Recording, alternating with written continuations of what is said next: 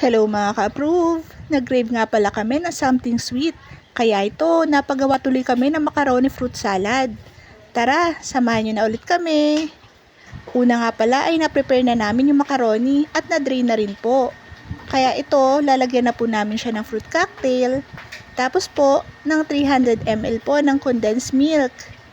And then po, meron po kaming natirang Nestle cream sa ref. Kaya ayan po, medyo chilled po yung aming Nestle cream. Then, ilalagyan po namin ng nata de coco.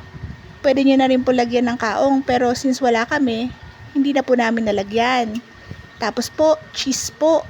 Para po mas maging malinamnam yung ating macaroni salad.